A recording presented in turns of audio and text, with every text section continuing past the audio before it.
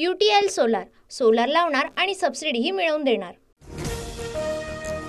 थोड्याच वेळामध्ये एकनाथ शिंदे यांची पत्रकार परिषद। शिंदे मुख्यमंत्री पदासंदर्भात आणि चालू घडामोडींवर काय बोलणार, सर्वांचं लक्ष सध्या एकनाथ शिंदे काळजीवाहू मुख्यमंत्री।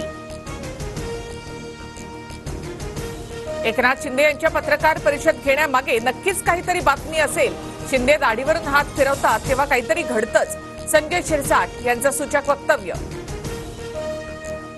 मुख्यमंत्री कोण होणार, लवकरच उत्तर मिळणार। वरिष्ठ नेत्यांसोबत आमची चर्चा सुरू, तीनही पक्ष मिळून निर्णय घेऊ, फडणवीसांकडून स्पष्ट।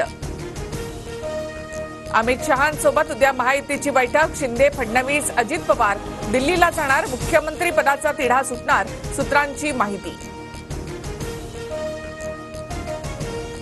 मुख्यमंत्री भाजपचा असेल आणि देवेंद्र फडणवीसच असतील, सुधीर मुनगंटीवार यांचा दावा।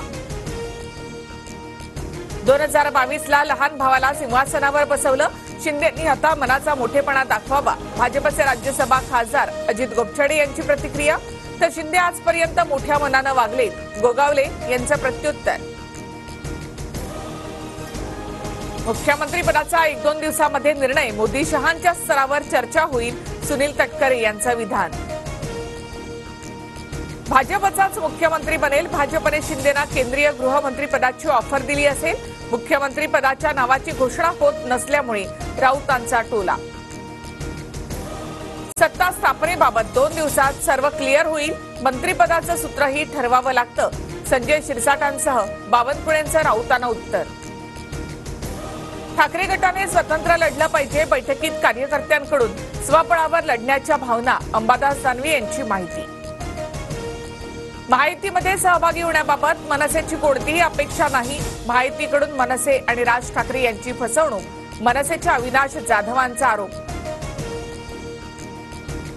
निवडणुकीमध्ये ईव्हीएमने घात केला, ईव्हीएम बाबत राज ठाकरे लवकरच भूमिका मांडतील, मनसे नेत्यांची माहिती।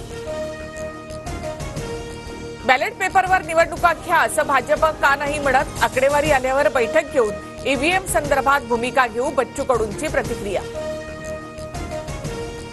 इस्रायली टेक्नॉलॉजी वापरून ईव्हीएम हॅकचा प्रयत्न, प्रत्येक 3 मतानंतर एक मत विशिष्ट पक्षाला मिळण्याचा प्रोग्राम सेट केल्याचा संशय, पवार गटाच्या प्रशांत जगताप यांचा आरोप। एकनाथ शिंदे है तो सेफ है, मनीषा कायंदे यांचं ट्विट।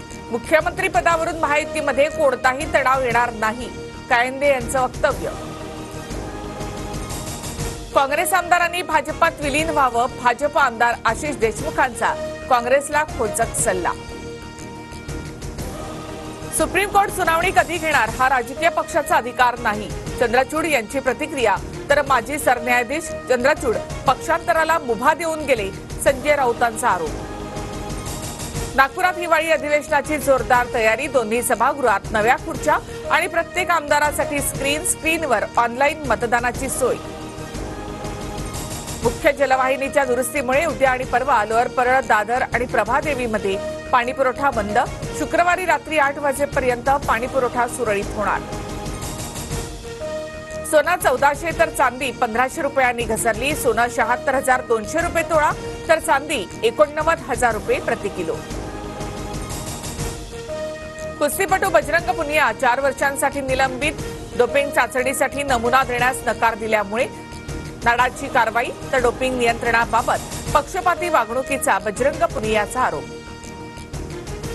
चॅम्पियन्स ट्रॉफी संदर्भात 29 नोव्हेंबरला आयसीसीची महत्वाची बैठक, भारत पाकिस्तानमध्ये न खेळण्याच्या भूमिकेवर ठाम, स्पर्धेच्या आयोजनाबाबत शुक्रवारी महत्वाच्या निर्णयाची शक्यता।